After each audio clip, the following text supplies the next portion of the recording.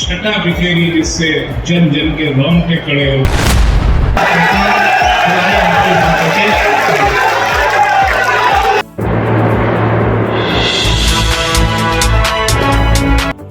राजस्थान और इस देश के इतिहास की मिट्टी में हमेशा विद्यमान रहेगा। उन्हें बारंबार धन्यवाद और धन्यवाद प्रदेश की कार्यकर्ताओं की धड़कन और इस प्रदेश के मुख्यमंत्री केशव प्रसाद मौर्य जी का, जिन्होंने इस ऐतिहासिक कार्यक्रम में शिरकत कर हम सभी पर एक उपकार किया है।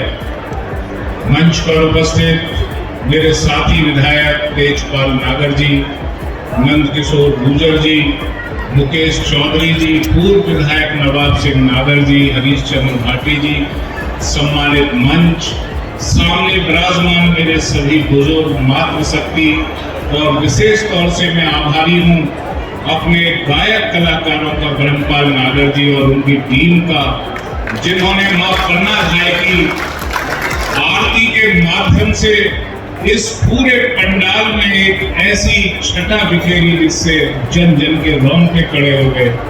निश्चित तौर से उन्होंने जो सम्मान मां पन्ना धाय को दिया है, मैं चाहूंगा कि आने वाली पीढ़ी याद रखे पन्ना धाय के उस बलिदान को जिसे कभी मिटाया नहीं जा सकता।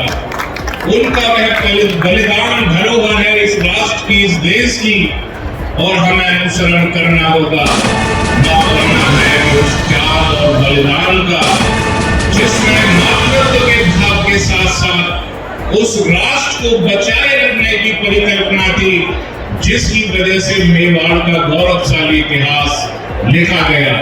मैं आपकी और मुख्य अतिथि के बीच में ज्यादा बाधा उपस्थित न करते हुए यही कहना चाहूंगा कि मेवाड़ और पन्ना धाय का इतिहास और हमारी देश की संस्कृति उन 5 उंगलियों के समान है जिससे मिलकर पूरा राष्ट्र बनता है। इसलिए हम सभी को संकल्पित होकर इस सनातन संस्कृति की रक्षा के लिए और इस राष्ट्र की मजबूती के लिए आगे आना होगा। आप सभी का बहुत बहुत धन्यवाद।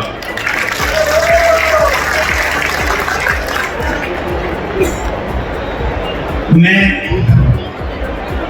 छात्र जीवन में जिन्होंने चौधरी चरण सिंह यूनिवर्सिटी में 27 साल बाद माननीय केशव प्रसाद मौर्य जी चुनाव नहीं हो रहे थे पश्चिम में, छात्र संघ की युवाओं की राजनीति करी, लौनी के दूसरी बार के विधायक, युवाओं की धड़कन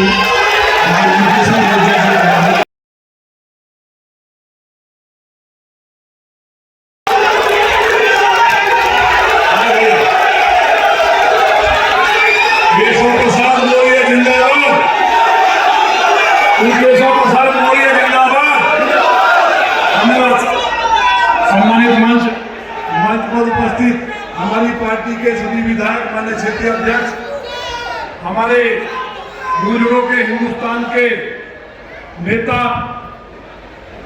बड़े भाई जो राष्ट्रीय मंत्री है और समाज की बात को जहां कोई नहीं बोलता आप बोलते हैं, ऐसे बड़े भाई सुरेंद्र नागर जी को तालियों से स्वागत करें।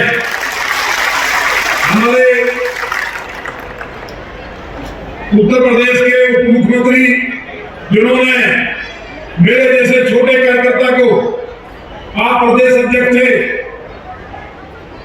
यहां तक लेकर के पहुंचे, ऐसे यशस्वी माननीय उप मुख्यमंत्री केशव प्रसाद मौर्य जी,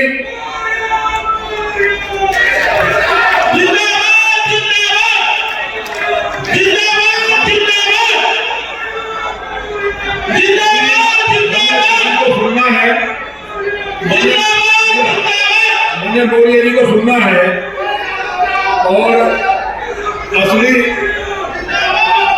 हमारे बीच में आज पगड़ी बांध करके, ये बात सही है, राजेश पायलट जी के बाद और उत्तर प्रदेश में बाबू हुकुम सिंह जी के बाद अब राजेश पायलट जी के रूप में माननीय सुरेंद्र नागर जी हमें मिल गए।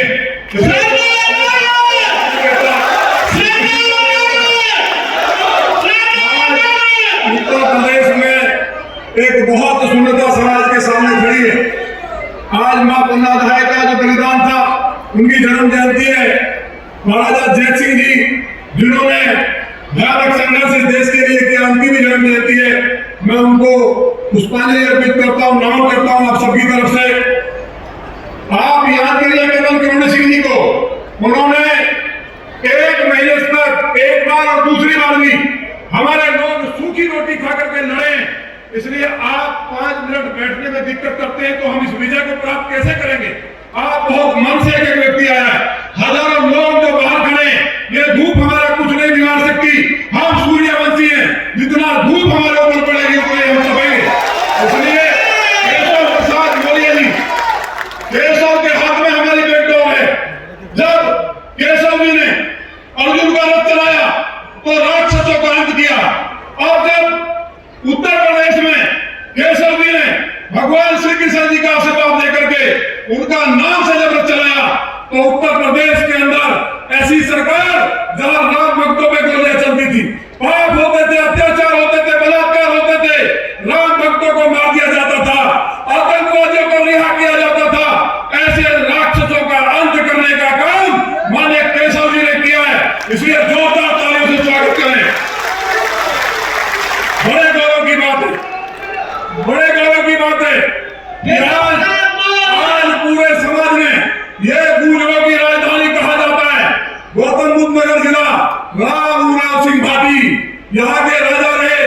राम रोशन सिंह जी ने 1857 में यह गजेटियन में दर्ज है, 40,000 हमारे लोगों का वहां बलिदान हुआ है, लेकिन अंग्रेजों को मार करके खदेड़ने का काम किया था। उस भूमि को भी मैं प्रणाम करता हूँ, राम सिंह भाटी के वंशजों को प्रणाम करता हूँ। गौरव की बात है, बंगाल की भूमि जहाँ दो ऐसे हमारे योद्धा और राजा दिए, इस भूमि को भी प्रणाम करता हूँ। बीच में बाधा न बनते हुए एक घटना घटी, हमारे यहाँ रामायण की कथा चल रही है, हर साल चलती है। बसपा में किसी की औकात नहीं हुई कि हमसे नजर में आ जाए। इस जिले में 2000 से लेकर के 25 होगी, क्योंकि मैं गरीब के लिए, गाय के लिए और एक भाई के लिए लड़ा हूं, एक किसान के लिए लड़ा हूं, इसलिए मेरे साथ आप खड़े रहते थे। मेरी अपनी सरकार है, कुछ मैं कहूंगा नहीं। माननीय केशव जी हमारे नेता हैं और आपके नेतृत्व में इस समाज ने वोट दिया है। दिल्ली में अगर वोट दिया हमने तो ये समाज माननीय मोदी जी को, जो केवल हिंदुस्तान नहीं पूरी दुनिया के सबसे लोकप्रिय नेता हैं, उनको वोट दिया है। ये मेरा कुर्ता पुलिस ने नहीं फाड़ा, ये एक सनातनी का, एक गुजर का कुर्ता फटा इस देश के अंदर, इसलिए इसकी रक्षा करना आपके हाथ में है। हम लोगों ने उस दिन अपील की थी, 11,000 महीने मेरे साथ थी कलश लेकर के, काफी लोग थे। अगर जब 2004 में हमारी बेटियों के कपड़े पुलिस ने फाड़े, मैं छात्र की लड़ाई लड़ रहा था सड़क पे सो करके लेट करके, इसी पुलिस को, बेईमान को, समाजवादी पार्टी की सरकार थी, समाजवादी पार्टी की सरकार थी, उन्हीं एसपी को, थाने को तोड़ करके अपनी बेटियों को इंसाफ दिलाया था। लेकिन मुझे मालूम था, क्योंकि एक सेकंड में बताऊंगा जो षड्यंत्र हुआ है, लोग मीडिया वाले क्या क्या फैला रहे हैं, उनको भी मैं क्लियर करना चाहता हूं। अगर सच नहीं लिखोगे तो आपको भी पीढ़ियां माफ नहीं करेगी। मैं कलश यात्रा लेकर के भगवान राम की कथा अगर रामराज में कर रहा था, मैंने उनका कहना अधिकारियों का, बेईमानों का, कि मैंने अनुमति नहीं ली। परंपरागत यात्रा थी, 2010 में शुरू हुई, किसी ने अनुमति नहीं मांगी। लगातार माननीय योगी जी की सरकार में किसी ने नहीं मांगी। शांति से हर धर्म जाति के लोग फूल बरसाते थे, लेकिन जब मुझे लखनऊ से आईपीएस ने बताया कि आपकी हत्या करने का षड्यंत्र है, आपका यहां मर्डर करेगी पुलिस, तो आप अनुमति के नाम पर टकराव करना चाहती है। मैंने अनुमति के लिए एसडीएम को दिया, एसीपी को दिया, वहां के चौकी इंचार्ज को दिया। एसडीएम का बयान अखबार में छपा है कि अनुमति ली गई थी, लेकिन लखनऊ से कहा गया एक अधिकारी के द्वारा कि आप किसी भी कीमत पर टकराव करो, वो मानेगा नहीं, टकराव करेगा लाठी चार्ज करो, गोली चला दो, गोली चला के उसकी हत्या कर दो। ये साजिश थी, लेकिन जब पता चल गया था, मैं धन्यवाद करना चाहता हूं भगवान श्री राम और मां जानकी ने, क्योंकि रामचरितमानस वो भगवान राम है साक्षात। अगर कुरान को हाथ लगाया होता तो हिंदुस्तान जल गया होता। 1 करोड़ दूसरे औरंगजेब की चद्दर को हाथ लगाने पर महाराज चल गया। हम नपुंसक और कायर नहीं है, हमने हाथ जोड़े थे कि हमारी सरकार है, माननीय योगी जी को अधिकारी गुमराह कर रहे हैं। मुझे किसी ने बताया है उनके ऊपर तंत्र विद्या कर दी है किसी ने, जिसके कारण वो केवल 2 अधिकारियों की बात सुनते हैं, उनकी तंत्र विद्या 2-4 दिन में समाप्त हो जाएगी। हमने ब्राह्मणों को लगा दिया है और वो इंसाफ करेंगे, मुझे उम्मीद है। लेकिन माने केशव जी उस दिन मेरा हाथ जोड़े थे, बावली को हम लहूलुहान कर देते।